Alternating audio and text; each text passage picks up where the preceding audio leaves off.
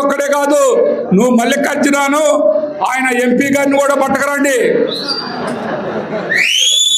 ఆయన కృష్ణదేవరాయలు గారిని కూడా తీసుకొచ్చుకోండి. నేను ఒక్కడే వస్తాను, మళ్ళా రెండో మనిషి కూడా అవసరం లేదు.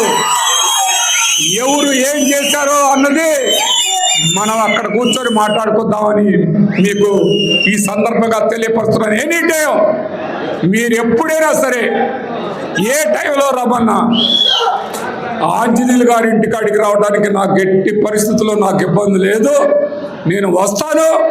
మీరు టైం చెప్పండి, రోజు చెప్పండి, మీరు అక్కడ వచ్చి కూర్చొని మీరు ముగ్గురు రండి. మీరు కృష్ణదేవరాయల నిజాయితీ ఏంటి, బ్రహ్మనాయుడు గారి నిజాయితీ ఏంటి, ఫస్ట్ రౌండ్. రెండో రౌండ్ మీ మీడియా మొత్తాన్ని పిలవండి, మీ ఎల్లో మీడియాని మొత్తం పిలుచుకోండి, నాకేం అభ్యంతరం లేదు. రెండో రౌండ్ జీవీఎస్ ఆంజనేయులు, మూడో రౌండ్ ఇంకొక ఆయన మల్లికార్జునరావు గారు.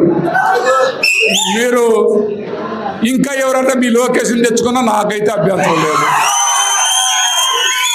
నాకు ఇంతకంటే ఏముంది,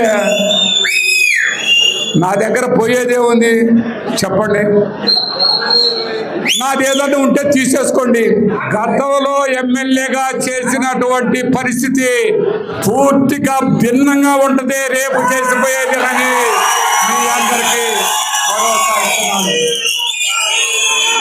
ఇదొక్కటి మీరు గుర్తుపెట్టుకోండి, ప్రతి ఒక్కటి వడ్డీతో సహా చెల్లిద్దామని మరొకసారి